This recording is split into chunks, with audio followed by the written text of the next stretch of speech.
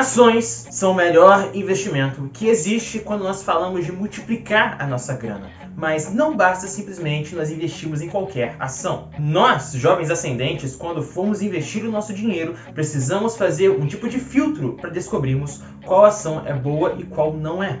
Por isso, no vídeo de hoje, a Jovens Ascendentes vai te mostrar como que você vai fazer para analisar, para encontrar as melhores ações, as melhores empresas para você, meu jovem ascendente, investir. Bora pro vídeo.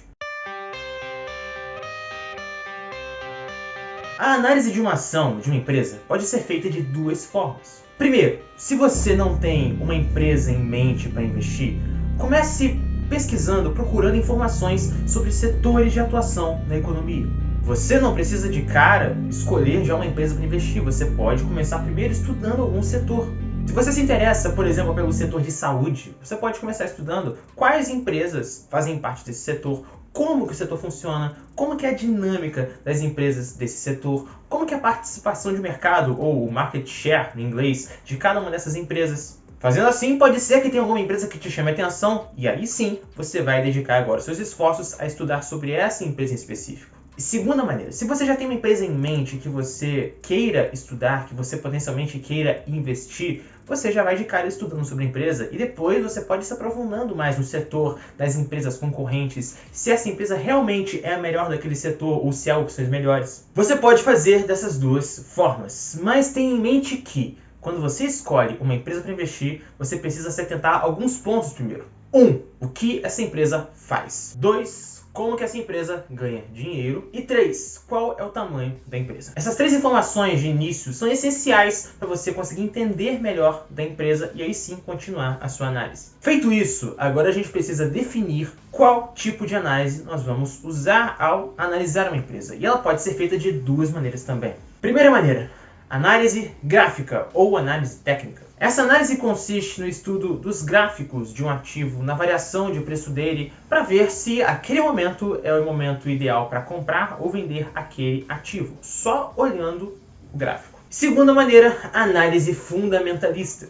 Esse tipo de análise consiste em você olhar os fundamentos da empresa. Mas quais fundamentos seriam esses? Lucro, endividamento, rentabilidade, eficiência da empresa nas operações, governança, são os aspectos da empresa que a gente pode olhar para ver se ela realmente está crescendo ou não, se ela está tendo um bom desempenho ou não. Mas agora fica a pergunta, qual desses dois tipos de análise é o melhor? Embora eu prefira a análise fundamentalista, eu também não descarto a análise do gráfico de um ativo.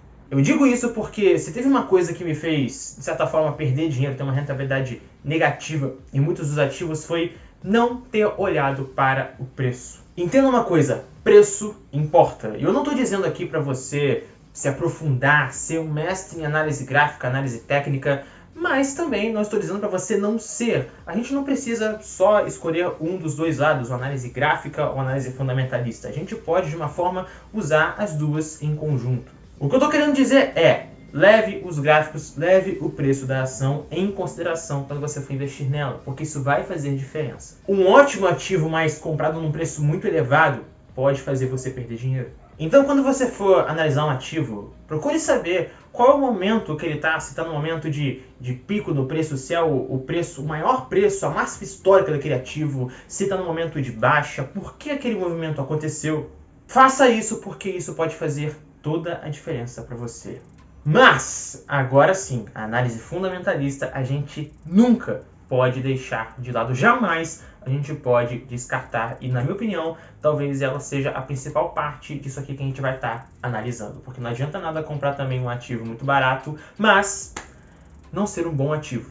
Só que antes disso, deixe seu like e se inscreva no canal caso você ainda não seja inscrito para ver mais vídeos sobre investimentos como esse. O primeiro indicador que a gente vai ver é justamente um indicador relacionado ao preço de um ativo, que é o P sobre L, o preço da ação dividido pelo lucro por ação. Esse indicador mostra, teoricamente, o quanto de tempo levaria para você reaver todo o seu dinheiro investido naquela ação só com os lucros que ela daria.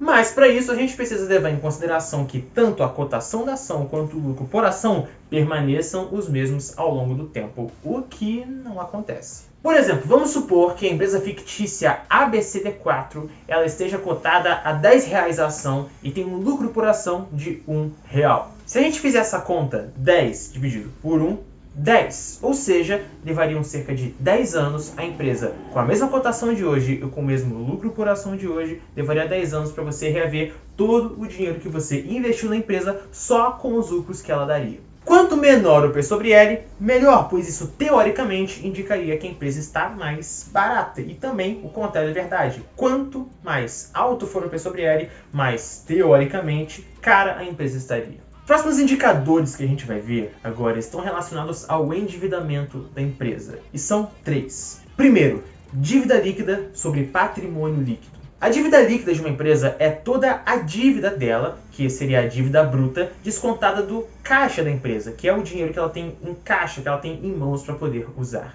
Se a dívida líquida for positiva, significa que a empresa tem mais dívidas do que dinheiro em caixa. E se ela for negativa, significa que ela tem mais dinheiro em caixa do que dívidas. E isso financeiramente é ótimo. Já o patrimônio líquido é o quanto sobraria da empresa caso ela fosse totalmente liquidada. Vamos imaginar que a empresa tenha R$1 milhão em ativos. E os ativos são os bens e direitos de uma empresa, como por exemplo, o dinheiro que ela tem em caixa para poder usar, aplicações financeiras, contas a receber de clientes, carros que ela tenha, todos os bens e direitos da empresa. E mais R$400 mil em passivos. Passivos seria, no caso, o contrário dos ativos. São as despesas, as obrigações da empresa, como impostos, salários, contas que ela tem que pagar com fornecedores, despesa de juros, americanas. Caso a empresa fosse toda liquidada hoje, ela receberia todos esses 1 milhão, ela captaria todos esses 1 milhão de reais e teria que arcar com despesas R$400 mil.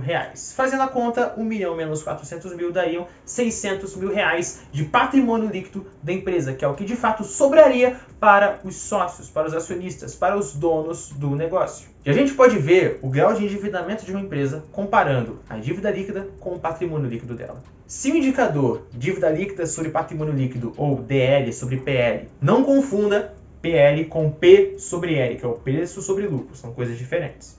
Se esse indicador estiver acima de 1, significa que a empresa tem mais dívida do que patrimônio líquido, ou seja, só com o patrimônio líquido dela, ela não conseguiria arcar com as próprias dívidas. Mas se esse indicador estiver abaixo de 1, significa que ela tem mais patrimônio líquido do que dívidas, ou seja, ela conseguiria arcar com todas as dívidas dela só com o patrimônio líquido que ela tem e ainda sobraria dinheiro. Segundo indicador, dívida líquida sobre EBITDA. A dívida líquida a gente já sabe o que é, mas o que é o EBITDA? O EBITDA no inglês é Earnings Before Interest, Taxes, Depreciation e Amortization. Traduzido para o português, seria LAGIDA, lucro antes de juros, impostos, depreciação e amortização. Em outras palavras, ainda mais fácil, é o quanto a empresa teve de lucro só com as operações dela, sem descontar impostos, sem descontar juros que ela tem que pagar, nada mais é do que isso. E a lógica aqui desse indicador DL sobre EBITDA é a mesma do dívida líquida sobre patrimônio líquido.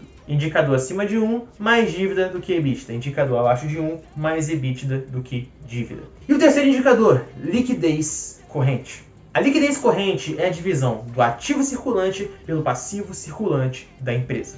A palavra circulante, ela remete a curto prazo, ou seja, o ativo circulante e o passivo circulante são ali todos os bens e direitos ou despesas e obrigações da empresa, tudo que vai entrar ou sair de grana, de dinheiro, de capital para ou da empresa em até 12 meses. E essa métrica nos diz se a empresa só com o ativo circulante dela, o que ela tem direito a receber de dinheiro em um espaço de até 1 ano, conseguiria arcar, pagar todas as dívidas, as despesas, as obrigações dela, também num prazo de até 1 ano, ou seja, o passivo circulante da empresa. Por exemplo, se a empresa fictícia ABCD4 ela tem R$1 milhão em ativo circulante e R$500 mil em passivo circulante, a gente pode fazer uma divisão, 1 milhão por 500 mil, que daria, no caso, 2. Ou seja, a empresa tem uma liquidez corrente de 2. Isso significa que a empresa, só com o ativo circulante dela, conseguiria pagar 2 vezes o passivo circulante dela. Ascendentes, é o seguinte, eu vou parar o vídeo por aqui. Essa vai ser a parte 1 do vídeo analisando ações, como analisar ações. E a parte 2 vai ficar para a semana que vem. E por que eu estou fazendo isso, pessoal? Eu poderia continuar a gravar o vídeo aqui, só que o conteúdo tá imenso para esse vídeo, vai ficar um vídeo muito extenso e semana passada não teve vídeo no canal, porque eu agora estou em outras demandas, estou envolvido também em outros projetos importantes para mim e que não tem me permitido ter tanto tempo para produzir e gravar os vídeos longos para o canal. Os vídeos curtos continuam todos os dias, tanto aqui, quanto no Instagram, quanto no TikTok, todos os dias, mas os vídeos longos não tenho conseguido dar tanto conta assim. Então na última semana, por exemplo, que teria que sair esse vídeo, não saiu, ficou para essa semana. Então, pensando melhor nessa questão de, poxa, toda semana ter algum conteúdo, ter um vídeo longo diferente aqui pelo menos, eu vou fazer essa parte 1 para essa semana agora e para a próxima semana vai ter a parte 2, ok? Então, se inscreva no canal se você não é inscrito e ativa o sininho das notificações para você, toda vez que tiver um vídeo novo aqui no canal ou quando sair a parte 2, você for avisado e não perder esse conteúdo, porque vai ser um conteúdo incrível, um conteúdo que eu preparei com todo carinho, com o máximo de detalhe e informação possível para você. E também estou fazendo isso para que toda semana consiga ter um conteúdo novo diferente aqui e para focar melhor no próximo vídeo, no caso para daqui a 2 semanas, por exemplo. Então, sem mais, eu sou o Jonathan Jardim, essa é a Jovens Ascendentes e a gente se vê na próxima semana, na parte 2. Valeu!